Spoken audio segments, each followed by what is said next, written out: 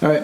Welcome back, YouTube. Bears fans, Chicago NFL fans. We got the main event, Johnny C. What's up? Back in it again. If you guys are new here, we make weekly videos covering the, Bears offseason. And today we're going to be talking about the big news of a new offensive coordinator. That's correct. We're also going to be talking about, the divisional round of the playoffs and also make our picks. I got a couple of picks I think are locks here. So feel free to stick around to the end. And we're also going to talk about how we did last week. Yeah. Which, I don't think a lot of betting podcasts will do that. I don't think they don't go back. Sometimes they'll show you their plus 1,300 parlay hit when it hits. But. I mean, parlays are hard to hit, but I do. Before we get started, I want to call attention to our. Oh yeah, I almost forgot that we did this. Amazing logo. I discovered artificial intelligence today. Yeah. And welcome to 2024. Just now, about 30 seconds before hitting record, we just went let's just fucking Google something. So I typed in a bunch of stuff into this AI and hey, yeah, here it is. You can download it if you want to give us your email. And I said, nope. Well, so let me talk about the way it was. So we first put in Bears fans talk, which we need to work on that. We do. Something else. And then we kept refining it, and you add podcast, then you add Chicago, then you add football, and then it came up with this logo, which pretty good. It's not bad. I kind of like the one with the bean too. Yeah. So I think that's the Trump Tower. I think this is just generic city imagery. I don't think this isn't. Trump Tower, this could Hancock, and Sears Tower. I was thinking this is the Sears. Well, that does look like the Sears Tower. Right, Tower. And that looks like Trump Towers. Maybe you're right. Yeah. But this does not look like the Hancock Tower. The Hancock Tower's got the You're right. Maybe that one is generic. That does look like Trump, and that does look like the Sears Tower. All right. Anyway, so we're going to start with, big news comes out on Monday, and kind of disappointing. Kevin, we actually, when we recorded last week's podcast, we also recorded a second podcast breaking down the candidates the Bears are interviewing. Yep. We had a clear favorite that we talked about, and that was Cliff Kingsbury. Cliff Kingsbury, yeah. And then I'm literally about to start editing that podcast. I dropped my son off at daycare, and on the radio, breaking news. Bears have Shane Waldron, who I do think that we talked about a little bit, but I think he was just kind of an afterthought. We weren't super excited about him. Well, I think what happened was I did the research before the podcast last week, and I was just so in love with Cliff Kingsbury. I really liked the idea of that too. Cliff Kingsbury had a really good resume of quarterbacks that he's worked with. Yep. Baker, I'm sorry, not in order. It went Johnny Manziel, Baker, and then Kyler. And then he most recently was at USC. Caleb Williams, yeah. So he also had some head coaching experience. For Arizona. Didn't do well. Yeah, but. Still though, but he has coached big names and stars, which if Caleb is what everyone says he is, you're going to need to be able to manage your personality. Right. But regardless, I do think that this Shane Waldron, I did kind of look him up. I mean, there's definitely some pros. The general vibe is that this is a good acquisition. I'm hearing that too, and looking through his career history, he's got 20 years whatever of coaching experience. That includes collegiate level. But what I do like most about him is that he is from the Sean McVay tree. Yeah, and so when you're hiring now today, you remember it used to be the Parcells tree or the Belichick tree? Yeah, the Belichick tree is crap, by the way, which is why I'm not sure I'm a big believer in trees.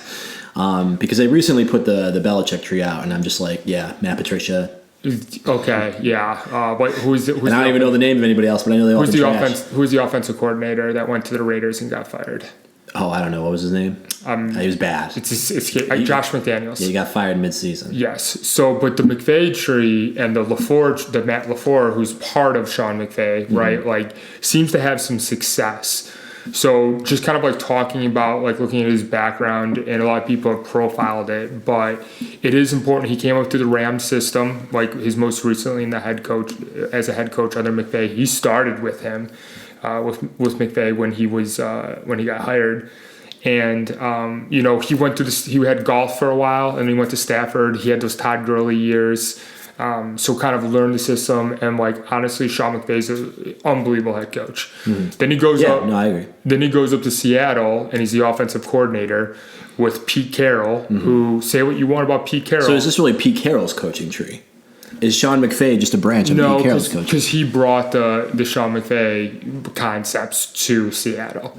Okay, and then he had Russ Wilson, and Russ Wilson had a very productive career when he was there. Oh, yeah. He did get hurt though on the tail end of his of that year, though, right? Because that's after he got traded. I think so. I think they were like kind of down on him. Yeah. I think there was some question marks. Yeah, and then like we all know about last year with Gino, that went extraordinarily well.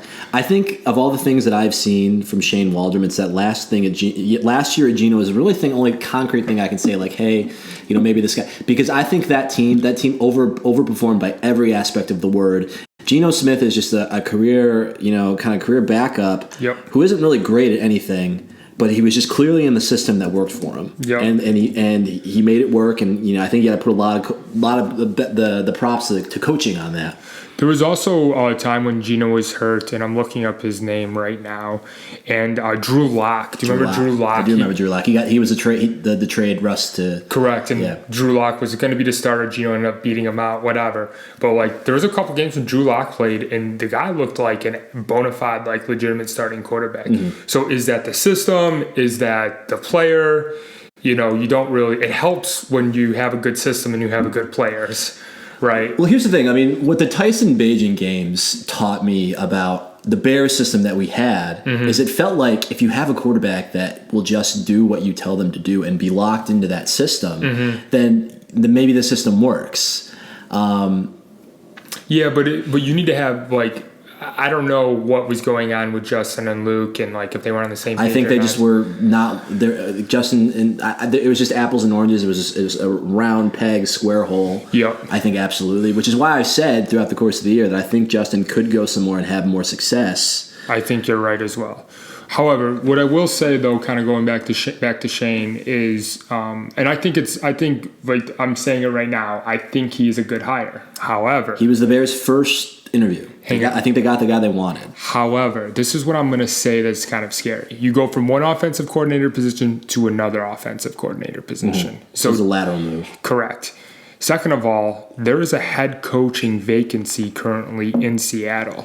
Pete Carroll stepping down as the head coach. So you're saying, why didn't they want him? Why didn't he stay there? I'm just putting it out there. Yeah. I think I said first he's a good hire, but that crossed my mind. I'm like, well, there's a head coaching vacancy in your current position. Mm-hmm. Instead, you take a lateral move across the country. Kind of makes me think, does the Seahawks not think he's ready for the step up yet? Mm-hmm. It just. I think it's a very specific animal to make the jump from offensive coordinator to head coach. But it's typically what happens. Yeah, but I think it's a very specific type of guy. And I don't know anything about Shane Waldron, and I don't have anything. He looks nice. Yeah, he does. I don't know anything about his aspirations. But to say it's a lateral move, here's what I'm going to cut you off. Is Seattle is in obvious decline. Mm-hmm. Their big face of the franchise coach stepped down. The Geno Smith era does not seem to be sustained the way they were hoping to with this year. I think Seattle is a team without an identity and without a lot of prospect. They were 9-8. They were above 500 last year. I know, but I think that was the peak of what they were going to do. But they were 9-8. They played in a tough division. They were in the playoff run. I do remember. They had the Niners in the division, the Rams, the Seahawks, and then the god awful Cardinals. So, that's it's a pretty good record. Yeah. I still think that with Carroll stepping down, I think that's a team that might be on the downslope, whereas I think that this might be a better situation. And also maybe the Bears just are paying him more. I don't know anything about that. I'm not sure if that's public news. I doubt it. I'd like to believe that. Yeah, I tell you where he would have got paid the most, to be the Seahawks head coach. That's true. He would have been paid the most. That's true. I just think generally it seems like he's a good hire. He, like I said already, he's from the McVay tree. I mean, the thing that I would be curious the most would be so what's your first question you ask him in the interview? Or your first or last question? What are we doing at quarterback? Exactly. What do you think he answered? So I don't know, but I think I've seen a lot of people when this came out. Yeah. And this is on social media, which is very Justin Fields leaning right now. Yeah. They see this move and the type of offense that they run with Geno Smith. It's a lot of move in the pocket. It's a lot of play action. And they say, we picked a guy that works for Justin Fields. And I don't think I buy that because I think Caleb Williams will also do well. I was going to say. Caleb Williams would also do that type of that offense. So I don't think this tips their hand one way or the other to me. Yeah. But I think that he's got to be on board. I think the Bears have already made the decision. I think the Bears know which way they're going. They're not looking for Shane Waldron to make that decision for them. But you want you don't want to have what we had last year. You want to make sure your coordinator and your player are on the same of course not. So I think that you ask him what he would do, and if they want to go with Caleb Williams and he's like, I want to keep Justin Fields, I'm like, okay, on to the next. You're out. On to the next guy. Yeah. Cliff Kingsbury, though, I thought that would have made logical sense, and I know we didn't publish it, but it seems like a good hire. Some of the other names they were floating out there, like the Carolina offensive coordinator, like that was absolutely absurd. I feel like there was so much on the radio talking about like how the Bears did their due diligence. They didn't just go for the first guy. They interviewed 9 guys, and I'm just like, I'm not willing to say, hey, you did a great job because you interviewed 9 guys.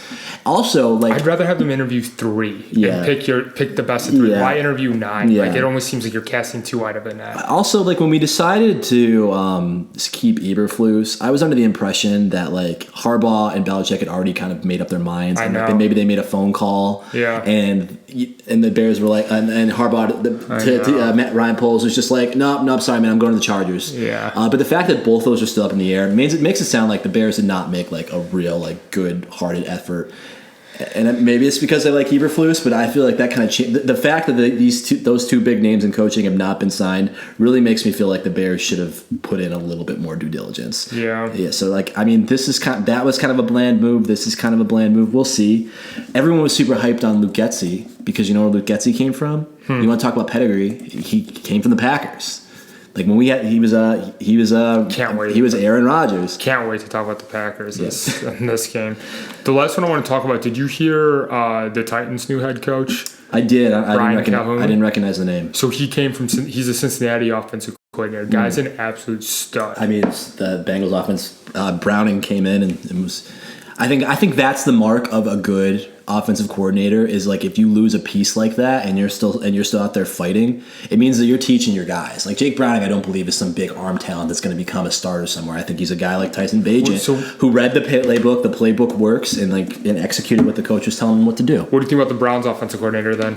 I don't know anything about the Browns. I'm just saying though, he lost Watson, he lost Chubb, and he still made the playoffs. Yeah, no, I would say I mean that's probably an indicative of like a good coach. Yeah, at least the head coach, right? Yeah. So, all right, cool. That's all I got on that. I mean, it's going to be time will tell, and I think like whatever happens with the Justin Fields and Caleb Williams, this regardless, it seems like it's a good hire is what I think. Yeah, we'll see. I mean, yes, I think that not the best hire, but it sounds like the type. I think the Geno Smith offense, that being successful, I think that could work for either one. So I think it could be a good hire. We'll see. I'm hyped for the draft, man. I'm just always thinking about it. Like, you want to go? You want to go to Detroit and go to the draft? Huh? Why don't we throw the gauntlet down right now? If we get to 100 subscribers by like March, done. Done. All right. I'm in. Okay, 100 subscribers. If you're still watching, I mean, we're at the 15-minute mark, so like 90% of you aren't.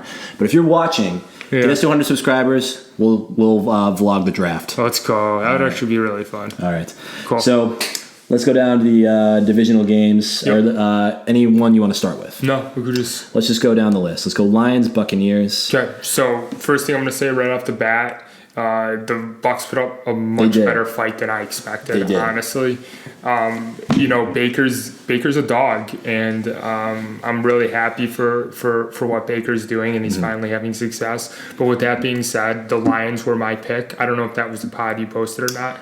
Yes. So I'm all in on the Lions, and I couldn't be more pleased for the Lions to move on. I said that my sentimental favorite prior to last week was the Bills. Mm-hmm. We lost. I'm very happy to say that the Lions are now my sentimental pick, and going back on it, it should have always been the Lions. And you know why? I don't know. You know I was on the practice squad of the Lions? Mike Schofield. Oh, I told you that. You did tell me that. I think you were the first one that told me that. Yeah, I did tell you that. At the moment I heard that, so Mike Schofield is a Super Bowl winning offensive lineman, played with Peyton Manning, graduated high school the same year as us. I'm not going to say we were best buds, but we were friendly. And I would love to see him get another ring. So I would have been all in on the Lions at this point anyway, but I should have been all in on the Lions sooner. Yeah, you made a mistake. We both did pick Lions money line. Yeah. We picked the Lions to cover. I thought it was going to be more of a blowout than it was. I said the final score of this game was going to be 30-14. Yeah. It was 31-23. Okay. The only thing that we didn't get right in that game is we picked the under. Or at least I picked it. I'm not going to put words in your mouth. I said the under 49.5. It was 54. I actually bet the Lions to cover, so that was an actual pick that I made. Okay. So I think not moving on to next week, but I do think the Lions can continue to success. I know they're going away to San Francisco and they've got to play two games at home at the Motor City. Yeah. But the offense is flowing and the defense is flying around. And I think that they're going to give San Fran a run for their money. Who did the Lions play last week? I'm already forgetting. The week before they played the Rams. That was like a 3-point game. Yeah. That was really close. I think that those I don't know. This is going to be a huge test for the Lions. Like I said, I'm pulling for them. We'll talk about those matchups coming up. But did you see the end of this game? That's the one thing I have written down in my notes here. Is the decision not to call the timeout. Not to call the timeout. What's your take on that? So it's Todd Bowles. So yes. Todd Bowles is normally pretty. What's the word? I don't know if Todd Bowles is normally anything. Excuse me. He's very cut and dry. Yeah. I feel like he must not have been paying attention. I think that's what it comes down to. I think he saw the Lions taking the knee. Maybe he forgot I had a timeout. Maybe he thought it wouldn't matter and didn't do the math right, which I could see happening in the moment. Someone's got to be in his earphone. But that's not what he said. Do you know what he said? No, I don't know. He said the game was over. It didn't matter. He didn't say I made a mistake. He didn't say I didn't realize that we had a timeout or we had this much time left. He said we would have had 12 seconds left. But it's Baker. And he said we would have been down 11. Yeah. And the game was over. Yeah. But here's what happened. Here's what actually happened. So yes, if the Lions played it out as much as they could. Yeah. And they called that timeout in the third down, then it would have been 12 seconds left. But the Lions went out on whatever it was, third down. But they snapped snapped it early at 37 seconds. You call a timeout right there, you got 30 seconds to go down the field. Well, okay, then they got to take a 48-yard kick. Yeah. The Bills just missed a 44-yard kick. Outdoors. Yeah. Which actually reminds me, did you hear the quote of the girl who asked Todd Bowles? No. Oh, is the weather going to affect your game? I heard he was a gentleman about it, so I'm going to cut him slack on this. But I think he should have just said I messed up because they could have blocked that kick. Yeah. You never know. It's a bad look. I think the fans deserve better. Whatever you made that mistake, and the game probably was over. But what he essentially was saying on the podium was, okay. He walked up to the casino, and the pit boss was just like, okay, if this hits anything other than 00, we're going to shoot you in the head. And he goes, oh, the odds of that are really bad. Why don't you just shoot me in the head anyway? That's what he did, and I think the fans deserve a better explanation than the game was over. Let's put it this way: the Bucs were not the favorite to come out of the NFC South. Mm-hmm. They were not the favorite. They dominated the Eagles the first round of the playoffs. They had no business being in this game. Yeah. So good for the Bucs. Good for Todd Bowles. I wonder what is Baker the move going forward. I truly don't know. Yes. All right. Yes, he is. All right. Texans Ravens. So I made a mistake on this game here. I actually picked the Texans to cover. And we both did. Yes, we both did. They did not. I thought this was going to be a tight game. Me too. We did both say that we thought the Ravens were going to win, and we also picked the under, which is 43, and it was 44. So it's a bad game for us betting. At halftime, the score was 10-10, and I was like, it was looking pretty good. Texans are in this; they can actually win this game. And then Lamar just balled out. If you look at Lamar's stat line, the biggest stat line that I saw was his rushing yards. If Lamar's going to rush for 100 yards and 2 touchdowns, he rushed for 100 yards and 2 touchdowns. What are you going to do? Yeah. That is what the Justin Field lovers think that Justin Fields can be. Is he only threw for 150 yards, but they outrushed the Texans 229-38 on the ground. A lot of that's Lamar though. It was almost. Well, I don't know how much of it was Lamar, but that's why but anyway, that's what the Bears wanted Justin Fields to be, and this was I think this was a show me game for Lamar. Sure. Yeah, because he's in this MVP talk, but it's just oh, you're coming off this week. That was our big thought, was just okay, you're playing a good hot team. You've been sitting on the sidelines for about 2 weeks now. Are you going to come out hot? And it did not come. Like I said, it was a game through the first half. Yep. But they had the legs. So here's the thing: what I would say about the Texans. The Texans completely overachieved this year. Yeah. And they have a very bright future. The fact they won one round of the playoff game, like, that's phenomenal for them. I'm very happy. This is the Ravens' window right now. They did exactly what they were supposed to do. It was a 10-point spread. They covered. What do I like to say? Good teams win. Great teams cover. I don't know if the Ravens are in a closing window because I know they're already paying Lamar a lot, and they're doing it with like Zay Flowers is not some like big name. I think that their big acquisition in the offseason, the wide receiver, was OBJ. Yeah. Like, so I feel like the Ravens could still continue to add pieces. I don't know what their cap space is. I don't know what their draft situation is. Who did they pay on the defensive side of the ball? Yeah. Roquan Smith. That's true. They did pay. Big he's the highest paid. He's the highest paid linebacker, at least when they signed him. Big contract. Yeah, that's true. So I mean, maybe that's where all their money is, but I don't know. We'll see. I think the Ravens still got a couple of years in them, but I think this has got to be it. I mean, this is Lamar's MVP year. Will he continue to be an MVP year over year, though? That's my big question. I mean, I got to believe that there's blood in the water with the Kansas City Chiefs, but we'll go there next. Okay. All right. So this was probably the worst beat of our betting. I said Buffalo money line. I said Buffalo to cover at -3. Yeah.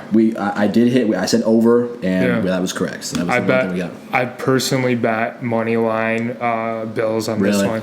Yeah, that was a tough L for me. It was a great football game, though. I think I think a lot of people looked at this game, the missed field goal, whatever you want to say about it. But overall, I think the biggest takeaway of this is that Buffalo just can't get over the hump. No, so I think it was like Josh Allen is 5-0 against everyone who's not Joe Burrow and Patrick Mahomes, and he's 0-4 against them. So this is, I mean, for the Chicago Bulls comparison, this is the Detroit Pistons of the late '80s, and this is the Miami Heat of the mid-2000s. But I was sad to see. Like I said, I was pulling for the Bills. Wait, the Miami Heat of the mid-2000s? Or no, the Chicago Bulls. I know the Chicago Bulls. The Miami Heat was the and the Cavs. Just how about the Cavs? How about the Bulls versus LeBron? Yeah, that's what it was. That's back when I used to love basketball. So I mean, this was a good game. Travis Kelce had 2 scores. Everyone is continuing to be annoyed about Taylor Swift, and I think the script is written that she's going to be. Her and Eminem are going to be at the Super Bowl. I think the script is written. That would be. Well, I don't know. We'll see. And I did want to bring up, though, the Buffalo Bills, the Super Bowl. I wanted to find the exact stat. I'm pretty sure they went to the Super Bowl 4 years in a row. And that was the wide right was like one of those losses. They lost by a field goal, and it was like a wide right field goal. Yeah. And I think the announcer of this game, I think it was kind of like an homage to that, like yelling wide right. One of the announcers, I forget who it was. Let me tell you, to be a Bills fan, just absolute agony. I can't imagine what that would be like. 4 straight. What would you rather do? Have mediocre seasons like the Bears are having, like these awful seasons, or have all this success just to come crashing down time and time again against Joe Burrow? I think in the moment, like in those runs where you don't know that you're going to lose all of those, like think about like the Bears. I mean, the Bears go on 4 Super Bowl runs. We're here. We're talking about them going for 4 straight years. It's exciting playoff football. Yeah. I think 5 years after the fact, when they've come back down to earth and they're bad, I think that's when you just kind of like have that hangover. Like, wow, what did we blow? Yeah. But maybe in the moment it'd be fun. So I mean, the Bills are playing competitive football. Bills Mafia is getting crazier and crazier. That's the thing that I want to say. I remember the crashing through tables. I saw so many people get lit on fire. And then they jump through the tables. And doing really bad jobs with a stop, drop, and roll. I don't know how many of you have seen this before. So they're soaking the tables in lighter fluid. Yeah. And when there was like a Lions fan there for some reason, I saw this video, and he jumps through the table and his butt's still on fire, and he's just trying to swat it. And like one of the Bills fans tackles him, like starting throwing snow on him, and it was nuts. So like, how many times have you actually used stop, drop, and roll in your life? Zero. But there's a reason for that. I'm just gonna say. So Bills fans definitely need to be reminded to stop, drop, and roll because I know it, but I've never had to use it in my life. Yeah. But it sounds like they need to be reminded. Yeah. Stop, drop, and roll. On a lighter note, my favorite video to come out. I don't know if you. Tell me it's not a lighter note. That's as light as it can get. I just made a joke about like stop, drop, and roll in first grade. Well, I mean, but people being lit on fire, I suppose. I mean, this is cute. This is my favorite video of the weekend, maybe of the playoffs so far. Is it when the girl gets to meet Taylor Swift? No, I didn't see that one. Oh. So it's this kid, this Isaiah Pachenko.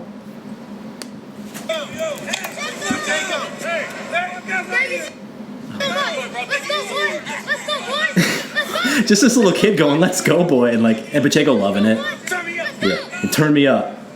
I thought that was super. Guy runs like an absolute madman. Yeah. I'm pretty sure he injects himself with rabies before every game. He's like literally absolutely insane. I just love this kid who is just like, I mean, obviously he's a big fan. He knows exactly who's at. He looks like 8 or 9, right? Yeah.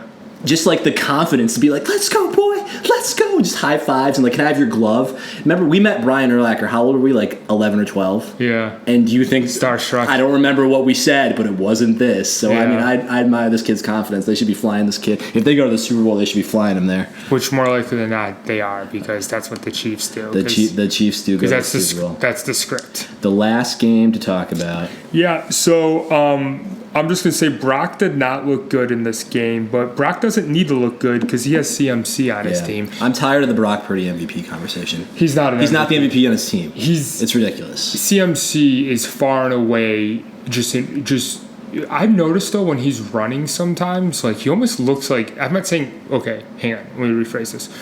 When he runs, he is just so quick, so fast. When he gets tackled sometimes, I feel like he's like falls awkwardly to the ground. I mean, he had the injury bug, so maybe that's true. But I just feel like he's getting older, is what I'm saying. And like, yeah. How old is he? I don't know. I feel like he's got a lot of miles on him. All right. But so yeah, Purdy didn't look good. He's 27 this year. Yeah, he's about to turn 28. It's pretty old for a running back, to be perfectly honest for you. But yeah, I mean, he's like, it's not even worth putting, like, I think in this game, the anytime touchdown scoring for CMC, I think it's like minus 300. I mean, yeah, it makes sense. It's like pays almost nothing. It's crazy. It's how they're going to, do you download, his fiance's Olivia Cupo? She's beautiful. I follow him on Instagram, and yeah, she's cute. Absolutely beautiful. Does she have significance? I don't know. Well, she's 31. Oh, wow. And he's 27. Interesting. She was also Miss Universe. How do you, okay, I was like, how do you know this? Like, interesting. I don't know, she's super hot. He's super hot. Yeah, I mean, objectively, he's a good-looking guy. Objectively, he is. Right. He's very good-looking. But here's the thing I'm going to talk about the most about this game are the Packers. The Packers are here to stay, and the Packers, I made this proclamation, a few weeks ago before the playoffs started, that the NFC North may be the best division. Yeah. Well, this may be the best team in the division. I mean, next year, the Lions are still in the playoffs. You realize that, right? I'm just saying. Jordan Love's first year as a starter, and he absolutely murdered it. But here's what I'll say. I'm gonna be a harbinger. Like, I'm gonna play devil's advocate because I'm not sure if I believe it, but here's what I believe. I'm not sure if I believe it, but here's what I want to say. That last interception, you see that? Throw across the body. Yes. And like it looks exactly like a season-ending Brett Favre when he was on the Vikings. I hate those comps. Whatever. I'm not even looking to make it a comp because like whatever. But like that is like textbook the throw that you should not make. That's what he said too. Yes. But you know what? Like, there were a bunch of, like, in the Bears game, and I think in his last playoff win, Jordan Love loves to throw it off his back foot. He does. Like, his mechanics look like they can get him into trouble, and he's making those throws, and I'm surprised no one is even talking about it because, like, he was playing well. But I think if he... I've noticed that, too. I think if he, like... He could be like a gunslinger, like turnover bug. Like, I think that could happen. Like, Brett Favre used to make those plays, but Brett Favre was playing in a different era. Like, you could get, like, people threw more interceptions back in those days. It's a lot more quarterback friendly now. You can't be making like risky throws like that, and that was a first down throw. Yeah. So I mean, like, I don't know. I'm saying that I'm putting it out in the universe that I think Jordan Love might go forward in his career once there's more tape on him and more people know about him as someone who makes risky throws and throws a lot of interceptions. That being said, he didn't do it this year, so maybe this is wishful Bears fan thinking. I think you're being. I can see what you're saying. I see that throw, and I'm seeing like all these off your back foot throws, and I think that could be a problem if he ever starts to lose a step or people start to figure him out. Okay, never mind. The last thing I'm going to say about this game, too, Aaron Jones is another guy who just turned it on. Yeah. Like, unbelievable running game. And I think having, like, I know the passing game's sexy and it looks great, but really what helps you, especially in the playoffs when teams are getting beaten down, run the ball. Yeah. And run the ball effectively. And you're going to win playoff games. Yeah. And I know it's not sexy during this, it's sexy to have 500 passing yards during a game, but what you really want to have a good running game. Yeah, and like in the wet environment, I think that was super helpful. And the note I have written here is like, were the Packers the better team? And it's close. Like, I think they look better through three quarters. I think that's accurate as Yeah. well. This is actually, hang on, I just noticed something. Wow. What? You know how many interceptions were thrown this weekend? How many interceptions? 4. Just 4 interceptions. How many quarters? So out of 8 quarterbacks? Yeah. So, Two were from Jordan Love and 2 were from Baker. Interesting. That's it. Interesting. Wow. That's it. No other interceptions. Yeah. Wow. That's kind of interesting. How is no one talking about that? I don't know how many interceptions are typically thrown a week. I feel like the league has changed. Like I'm saying, like back in the day, like Jay Cutler threw like averaged more than one interception a game. Jameis Winston threw more than 1 pick six a game. Yeah, but you know, it's so hard to play DB now, and it's so hard to play DB now, and everything is so quarterback friendly. That's interesting. I think that the interception. I think if we were to look at a graph of interceptions by year over the course of our lives, I think it's tanking down. I'm not sure about that. I might look into that. I'll tell you though, but playoff football is different. Playoff football is a little more rugged and tough, and like typically like you're gonna have elite defenses. But no, I feel like I feel like you're pretty much on lock. I don't know. We'll see. We'll look into that number. That's still, I think that's an interesting stat. Only 2 quarterbacks threw interceptions. All right. Anderson threw 2. So that's okay. This stage. Oh, I guess. Oh, the one thing I forgot to do. Obviously, Jason Kelsey. Sure. Yeah, this is fine. Okay. Whatever. Yeah. Okay. Yeah. I'm about done with that. Yeah. So talk about this week's games. So here are the lines. Here are the over-unders. Mm-hmm. So KC and Baltimore. Yep. It's Baltimore minus 3.5. Okay. What am I thinking? What are you thinking? I made the calls last week. You make the definitive calls. So I think that the Ravens are the best team in the AFC without question. I think they're playing unbelievable football, and they just cruise through the Texans. On the contrary, KC's just coming off a hard-fought battle. If I had to put money on it, I think I would take the Ravens minus 3.5. Me too. I'm taking Ravens money line. I'm Ravens minus 3.5. The over/under is 44.5. I like the over. You like the over for that? Yeah, I do. Yeah, I agree. I'll go the over on that. So here's the thing I'm going to say. The only way that the Ravens are going to lose this game is if Goodell really, really wants to. I'm serious. Yeah, no, it's true. It would. People would lose their minds. They would love Yeah. to see Taylor Swift in the Super Bowl. And that's the only reason why, if the NFL has a vested interest in it. If we start seeing some weird penalties, I'm going to literally start being like, I called it. I'd be pretty bothered by that. I mean, yeah. Yeah. I really hope it doesn't come down to referee play, but it's tough. I think it's hard to be a referee in the NFL. I don't think it's said enough. Yeah, but at the same time though, if they're clearly one way for the KC, I'm going to be so pissed. I feel like it's never that easy to say. All right, I'm going to say the last year, the Super Bowl on the Eagles game, that was an atrocious call, the last play of the game. The holding call, not the last play, but it was 3rd and long, and they called holding. Yeah. That's atrocious. That being said, I just feel in my bones that Baltimore is going to win by more than one score. I don't think this is going to be a close game. It's in Baltimore. I think they're more than one score. They are a much more complete team. So 9 points. I think so. Do an adjusted spread for 8.5. We'll see. You'll get a great payout on that. We'll see. I think that Baltimore is too complete of a defense for Patrick Mahomes to be Mickey Mousing around. So we'll see. I don't know. I mean, he's him, man. He's the GOAT. Very much so. He could you can't. I don't think you can call someone a GOAT at this stage of their career, but he's definitely well on his way. But I'm saying Baltimore minus 3.5, and I'm taking the over as well. I agree. And then you got Detroit and San Fran. It's San Fran minus 7. Yeah, I see that too. San Fran minus 7. So here's what I'm thinking.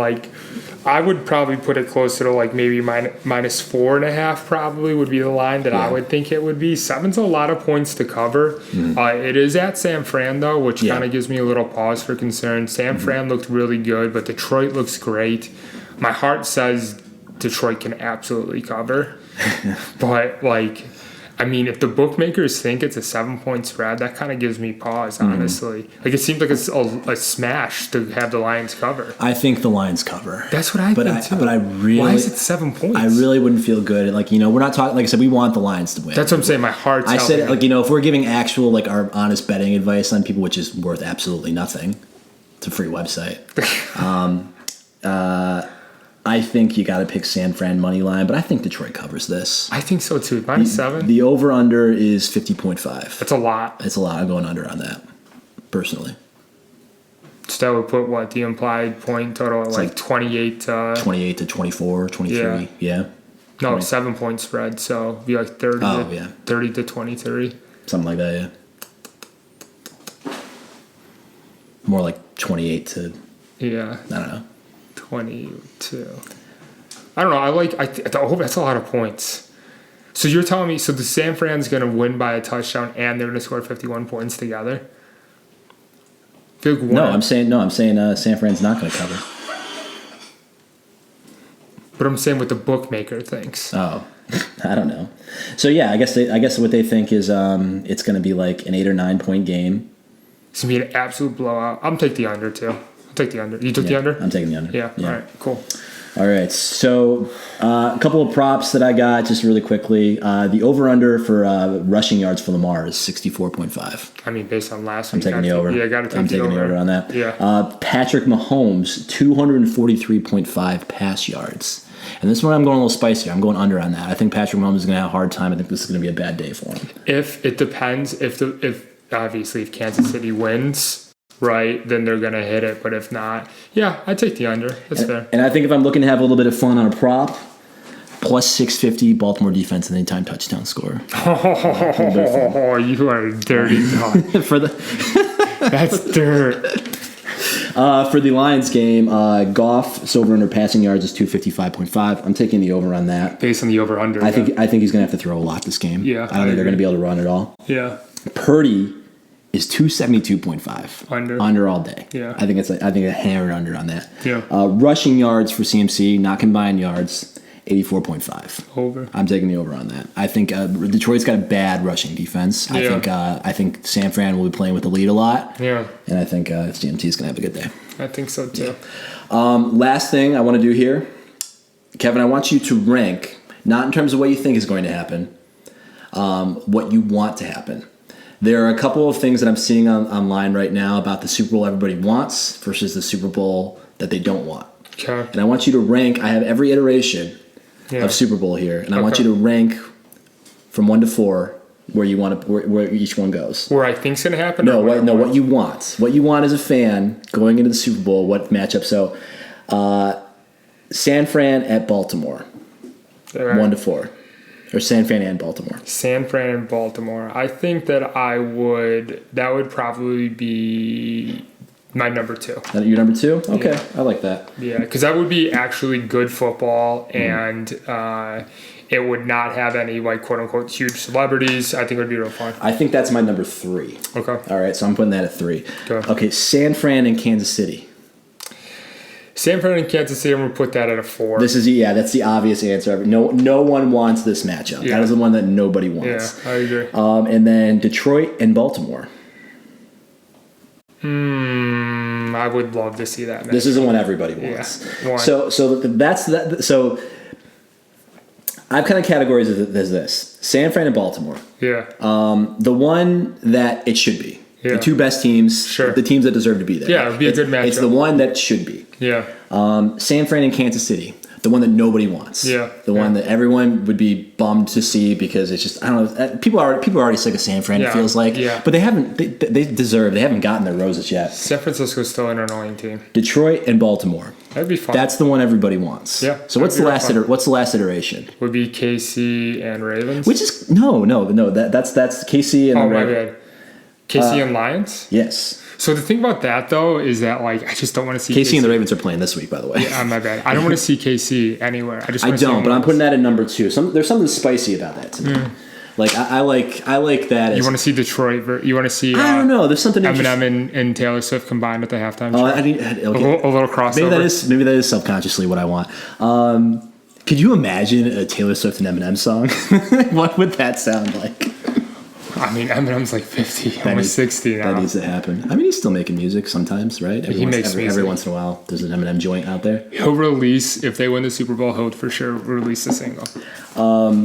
Yeah, so I think that's my number 2. I think, but I think, Detroit and Baltimore is the one that everybody wants. That would be that'd be the most fun, most fresh faces, better storylines. Yeah, but I think honestly, it'll probably be Ravens and San Fran. When you I think so too. I think that's the one. That's the one it should be. And it would be a good football game. It would be a good football game. I'd be happy to see CMC in that stage. It'd be interesting to see what Brock Purdy does, and obviously Lamar. Yeah, I mean, is Lamar the MVP again? Yeah.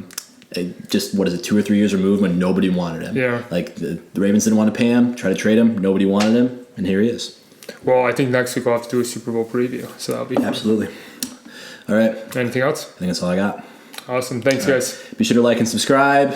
We'll maybe give our email and make this a real thing. I like it. I don't know. We'll see. ChatGPT, man. Peace.